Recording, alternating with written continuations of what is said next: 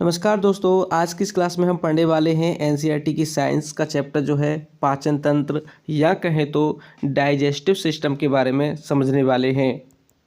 तो दोस्तों आपको पता ही होगा कि एनसीईआरटी की जो भी महत्वपूर्ण पॉइंट हैं या टॉपिक हैं जिनसे दोस्तों पिछली परीक्षाओं में प्रश्न पूछे गए हैं, उस चैप्टर को लगभग हम डिटेल में ही पढ़ते हैं और इसमें भी दोस्तों हम डिटेल में ही पढ़ेंगे। तो चलिए दोस्तों क्लास को शुरू करते हैं और प्रत्येक उस पॉइंट को समझेंगे जहाँ से प्रश्न पूछा गया है।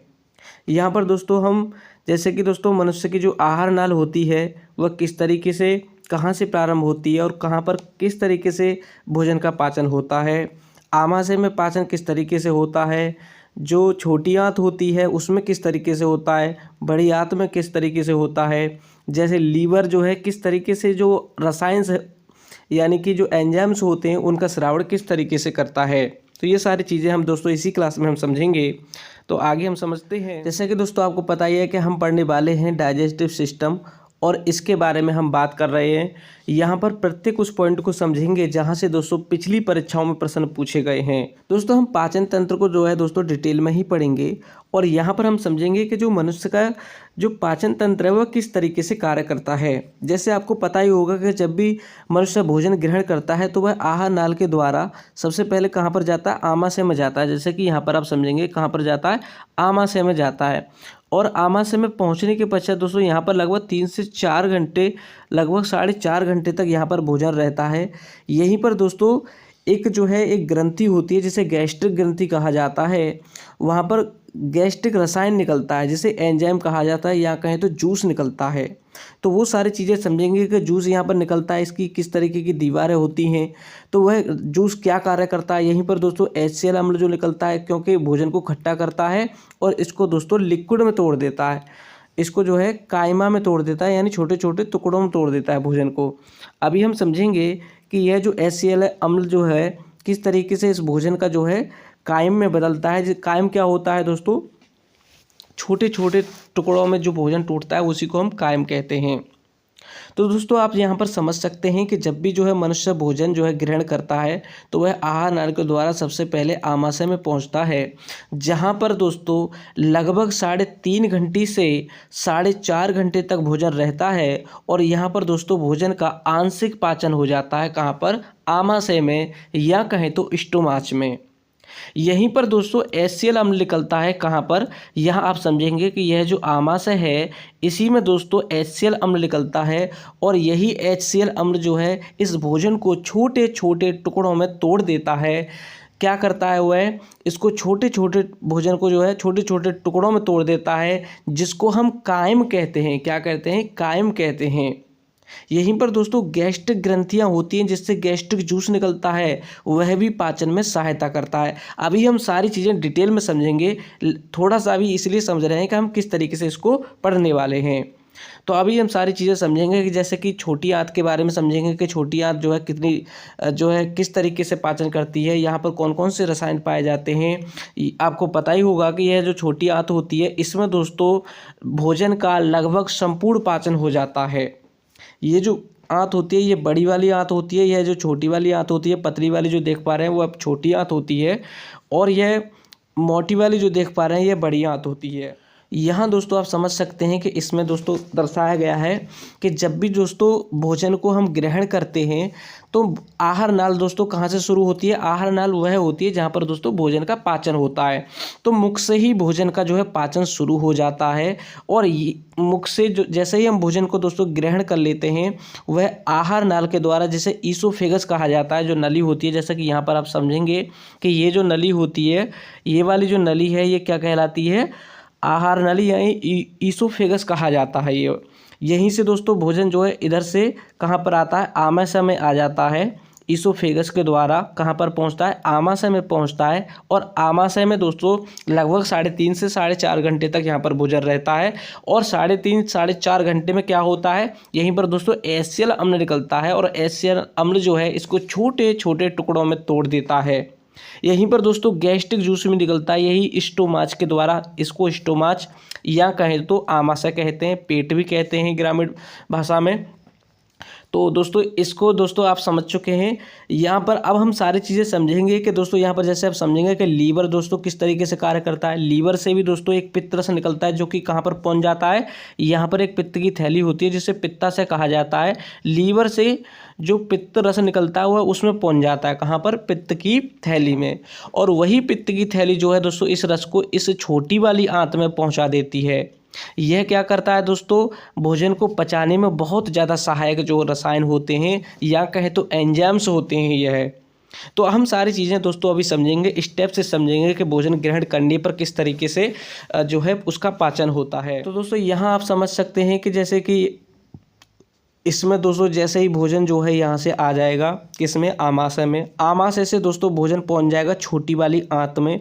छोटी आंत से दोस्तों यहाँ पर दोस्तों कार्बोहाइड्रेट, वसा और प्रोटीन, इन सभी का लगभग यहाँ पर संपूर्ण पाचन हो जाता है, कहाँ पर, छोटी आंत में।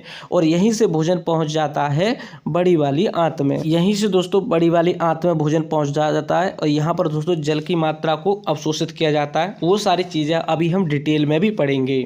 तो चलिए आगे समझते हैं। जैसा कि दोस्तों आप यहाँ पर समझ सकते हैं कि पाचन तंत्र या कहें तो जो डाइजेस्टिव सिस्टम होता है उसके बारे में बात करते हैं। जैसे आहार नाल, सबसे पहले हम समझ रहे हैं, स्टेप बाय स्टेप समझेंगे कि भोजन सबसे पहले हम जैसे ग्रहण करते हैं भोजन, तो वहीं से पढ़ रहे हैं कि यहाँ से भोजन किस तरीके से, जैसे ये जो आप समझ पा रहे हैं श्वास नली यहाँ पर होती है, श्वास नली और भोजन नली दोनों दोस्तों यहाँ पर कॉमन होती है। यहीं से भोजन, जिसको ईसोफेगस कहा जाता है, ग्रास नली, इसी ग्रास नली के द्वारा दोस्तों भोजन पहुँच जाता है कहाँ पर, आमाशय में या कहें तो पेट में पहुँच जाता है, जिसको स्टोमाच कहा जाता है। अभी हम समझेंगे, जैसे अभी हम समझ रहे हैं कि आहार नाल दोस्तों मुख से प्रारंभ होकर के कहाँ तक आहार नाल जो है पाई जाती है। और आप यहाँ पर समझ सकते हैं कि आहार नाल की जो लंबाई है दोस्तों वह दोस्तों कितनी होती है, 9 मीटर या 33 फीट होती है। कितनी होती है, 9 मीटर या फिर 33 फीट होती है यह आहार नाल। यानी कि मुख से लेकर के छोटी आंत, बड़ी आंत, सभी जो इसके मुख्य पार्ट होते हैं उनको मिला करके 9 मीटर या कहें तो 33 फीट के बराबर होती है। यहाँ हम दोस्तों हम समझते हैं कि यह जो आहार नाल है यह जो है कहाँ से कहाँ तक पाई जाती है। जैसे आहार नाल का जो प्रारंभ होता है दोस्तों कहाँ से होता है, मुख से होता है। सबसे पहले कहाँ से होता है, मुख से आहार नाल प्रारंभ हो जाती है। कहाँ से, मुख से, जिसको वक्कल कैविटी के नाम से जानते हैं। यहीं से दोस्तों ये श्वास नली और यहीं पर ग्रास नली आती है, दोनों कॉमन होती है यहाँ पर। तो ईसोफेगस कहा जाता है। इसके द्वारा दोस्तों भोजन खिसकता हुआ यहाँ पर आ जाता है पेट में। कहाँ पर आता है, आमाशय में या कहें तो स्टोमाच में भोजन पहुँच जाता है। यह जो दोस्तों आपने देखी ग्रास नली या जिसको एसोफेगस या ईसोफेगस के नाम से जानते हैं, यहाँ पर दोस्तों कोई भी पाचन रसायन नहीं पाया जाता है और यहाँ पर इसका भोजन का पाचन भी नहीं होता है। याद रखेंगे, जहाँ यहाँ से प्रश्न कई बार पूछा गया है कि आहार नाल के किस पार्ट में भोजन का पाचन नहीं होता, तो वह होता है एसोफेगस या कहें तो ग्रास नली में। क्योंकि यहाँ पर दोस्तों श्लेष्म ग्रंथियाँ ही पाई जाती हैं, जिसके चिपचिपा जो चिकना चिकना जो है श्लेष्म जो होता है उसके द्वारा भोजन खिसकता हुआ कहाँ पर पहुँच जाता है, आमाशय में पहुँच जाता है। यहाँ पर कोई भी पाचन ग्रंथियाँ नहीं है, ना ही कोई पाचक रस जो है यहाँ पर पाया जाता है। यदि मुख की बात करें दोस्तों हम, तो मुख में दोस्तों यहाँ पर लार ग्रंथियाँ होती हैं। लार ग्रंथियों से कुछ रसायन निकलते हैं या कहें तो एंजाइम्स निकलते हैं। उनसे दोस्तों कुछ मात्रा में यहाँ पर भोजन का आंशिक पाचन हो जाता है। यहाँ पर क्या होता है, कुछ कार्बोहाइड्रेट का पाचन हो जाता है। यहाँ पर दोस्तों एक एमाइलेज, अल्फ़ा एमाइलेज एक रसायन होता है, वह यहाँ से निष्कासित होता है, तो वह पाचन में सहायक है। आगे हम पहले आहार नल को समझते हैं, सभी को स्टेप बाय स्टेप समझेंगे। यहाँ पर आप समझ सकते हैं कि जैसे ही भोजन कहाँ पर पहुँच जाता है दोस्तों, आमाशय में पहुँच जाता है। सबसे पहले भोजन कहाँ पर पहुँचा, ग्रास नली से आमाशय में, और आमाशय से दोस्तों कहाँ भोजन पहुँचेगा, छोटी आंत में। कहाँ पर पहुँचेगा, छोटी आंत में या कहें तो स्मॉल इंटेस्टाइन में पहुँच जाता है। इसी प्रकार दोस्तों छोटी आंत से जो भोजन है वह पहुँचेगा बड़ी आंत में। यहाँ पर जो मोटे आकार की जो है वह बड़ी आंत होती है, यह मोटी होती है, लेकिन इससे पतली वाली यानी छोटी आंत से छोटी होती है। अभी हम सारी चीज़ों को डिटेल में समझेंगे। यहाँ पर आप समझेंगे कि दोस्तों जैसे मुख है, मुख में कौन सी ग्रंथियाँ होती हैं, तो यहाँ पर लार ग्रंथियाँ होती हैं। अब दोस्तों यहाँ पर जो ईसोफेगस है उसमें कोई भी ग्रंथियाँ नहीं पाई जाती। आमाशय में दोस्तों कौन सी ग्रंथियाँ होती हैं, जठर ग्रंथियाँ होती हैं, जहाँ से जठर रस निकलता है। कौन सा निकलता है, जठर रस निष्कासित होता है। यहीं पर एसियल अम्ल जो कहाँ पर, आमाशय में, या कहे तो पेट में या स्टोमाच में। यहाँ पर दोस्तों एसियल अम्ल जठर रस निकल करके इसको काइम में बदल देता है, भोजन को छोटे छोटे टुकड़ों में बदल देता है, और यही छोटे छोटे टुकड़े काइम कहे जाते हैं। क्या कहे जाते हैं, काइम कहे जाते हैं। अभी हम सारी चीज़ें डिटेल में और पढ़ेंगे, चूँकि अभी हम समझ रहे हैं कि किस तरीके से स्टेप से इसमें भोजन का पाचन होता है। इसी प्रकार दोस्तों आप समझेंगे कि आमाशय के पास एक ग्रंथि होती है जिसको लीवर कहते हैं। क्या कहते हैं, लीवर। लीवर कहाँ पर होता है, इस साइड में होता है। लीवर से भी दोस्तों हमारे शरीर से एक पित्तरस निकलता है। कौन सा निकलता है, पित्तरस। वही पित्तरस जो है निकल करके यहाँ पर एक अन्य जो पित्ताशय होता है उसमें पहुँच जाता है। कहाँ पर पहुँच जाता है, पित्त की थैली में, या कहे तो पित्ताशय में इकट्ठा हो जाता है। और यहीं से दोस्तों यह रस जब पित्ताशय से निकल करके कहाँ पर पहुँचता है, छोटी आंत में पहुँचता है। कहाँ पर, छोटी आंत में, जहाँ पर भोजन को पचाने में बहुत ज़्यादा महत्वपूर्ण भूमिका निभाता है। इसी प्रकार दोस्तों आप समझेंगे कि आगे जैसे कि छोटी आंत है, छोटी आंत में अग्नाशय या कहे तो पैनक्रियाज से भी बहुत से रसायन निकल करके छोटी आंत में पहुंच जाते हैं, जो कि भोजन को पचाने में सहायक होते हैं। तो इस तरीके से आप जो है समझ सकते हैं। तो छोटी आंत में भोजन दोस्तों पचेगा और वहाँ पर कुछ रसायन मिलेंगे अग्नाशय से। इसी प्रकार यकृत से जो निकला है, क्या निकला है, पित्तरस से निकल करके कहाँ पर आएगा, छोटी आंत में। आगे हम समझते हैं दोस्तों। इसी प्रकार दोस्तों हम आगे समझते हैं दोस्तों। अब हम समझते हैं इसको डिटेल में, और किस तरीके से भोजन ग्रहण करने पर कौन कौन सी प्रक्रियाएं होती हैं, यानी किस तरीके से भोजन का पाचन होता है। जैसे कि दोस्तों आप यहाँ पर समझ सकते हैं, सबसे पहले हम भोजन को ग्रहण करते हैं, और भोजन ग्रहण करने की क्रिया जो होती है, यहाँ कहें तो जो प्रक्रिया होती है, उसे इंजेशन, उसे अंतर्ग्रहण कहा जाता है। यहाँ से भी प्रश्न पूछा गया है दोस्तों प्रीवियस ईयर के, यदि साइंस को आप पढ़ेंगे तो वहाँ पर प्रीवियस ईयर के एग्जाम में कई बार प्रश्न पूछा गया है कि भोजन को मुख में जैसे ही हम शुरू करते हैं ग्रहण करना, तो उसे क्या कहते हैं, अंतर्ग्रहण। कभी कभी इंग्लिश वाले को ही हिंदी में लिख कर देता है, जैसे यहाँ पर लिखा हुआ है इंजेशन या इंजेशन। तो अंतर्ग्रहण करना क्या है, भोजन को ग्रहण करना होता है। आगे आप समझेंगे। इसके पश्चात दोस्तों भोजन का क्या होता है, भोजन का पाचन शुरू हो जाता है, यानी भोजन का डाइजेशन शुरू हो जाता है। अब भोजन पहुँच गया है दोस्तों कहाँ पर, ईसोफेगस के द्वारा पहुंच गया है आमाशय में, या कहे तो पेट में, और वहाँ पर दोस्तों भोजन का जो है कुछ पाचन होने लगता है। यहाँ से दोस्तों पहुंच जाता है छोटी आंत में, जहाँ पर दोस्तों उसका लगभग संपूर्ण पाचन हो जाता है। कार्बोहाइड्रेट, वसा, प्रोटीन आदि जो भी पोषक तत्व हैं, उन सभी का पाचन छोटी आंत में हो जाता है।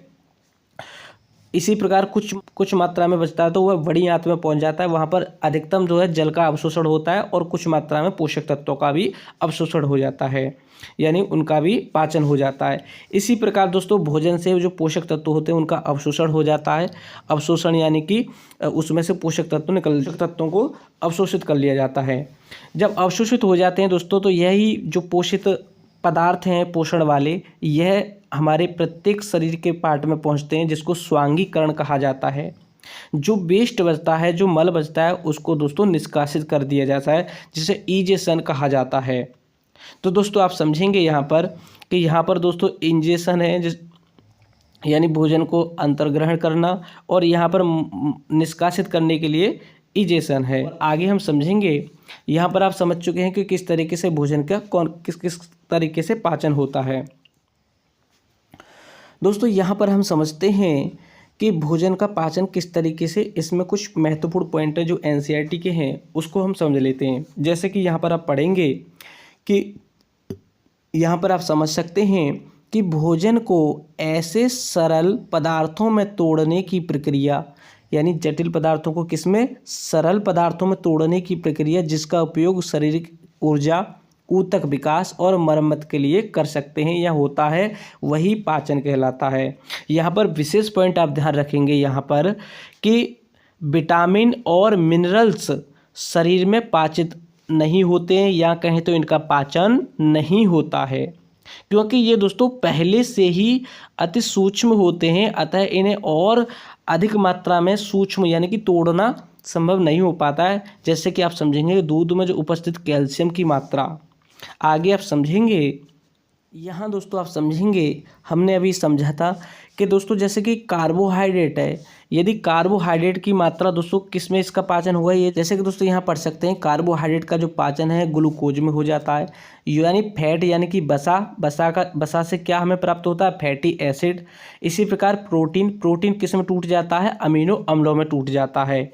इस तरीके से दोस्तों जो भोजन में पोषक तत्व हैं उनका पाचन होता है। यहाँ पर आप फिर से समझेंगे कि कार्बोहाइड्रेट जो होता है उसका पाचन दोस्तों किस में होता है, ग्लूकोज में होता है। इसी प्रकार फैट यानी कि वसा जो तेलीय पदार्थ जो होते हैं उनका दोस्तों फैटी एसिड में या कहें तो वसीय अम्ल में उनका क्या होता है, पाचन होता है, या कहें तो इसमें वह टूट जाता है। आगे आप समझेंगे प्रोटीन जो पाचित होती है तो उसके द्वारा हमें क्या प्राप्त होता है, अमीनो एसिड में टूट जाती है और हमें जो पोषक तत्व जो है अमीनो एसिड प्राप्त होता है। इस तरीके से आप दोस्तों समझ सकते हैं। जैसा कि दोस्तों आपको पता ही है कि अभी हमने दोस्तों क्या पढ़ा, थोड़ा सा पाचन तंत्र के बारे में कुछ डिटेल में पढ़ा, और भी क्लास दोस्तों आगे की जो क्लास हैं वह भी हम डिटेल में पढ़ेंगे। तो दोस्तों आपको पता ही होगा कि इससे पहले मैं दोस्तों एक अन्य चैनल पर पढ़ा रहा था जहां पर मेरा फ़ोन चोरी हो गया, और वह जो जीमेल अकाउंट है मेरा दोस्तों पुराना था जिसका पासवर्ड मुझे ध्यान नहीं है, और वह पासवर्ड की वजह से ही मेरा चैनल लॉगिन नहीं हो पा रहा है। इस चैनल पर मैं दोस्तों आपके लिए पढ़ा रहा हूँ। तो दोस्तों यहाँ पर आप समझ चुके होंगे कि मैं जो लगभग जितनी भी क्लास हैं आपके लिए पढ़ा रहा हूँ वह लगभग डिटेल में ही पढ़ा रहा हूँ। तो आपसे हमें थोड़ी सी रिक्वेस्ट है कि प्लीज़ चैनल को सब्सक्राइब कर लें, और यदि क्लास दोस्तों आपको ज़रा सी भी पसंद आई हो तो प्लीज़ कमेंट में ज़रूर बताएं, और दोस्तों चैनल को सब्सक्राइब करें। अपनी पढ़ाई को, स्टडी को अच्छे तरीके से करते रहें, साथ ही अपने देश को बेहतर बनाते रहें। थैंक यू दोस्तों, नमस्कार।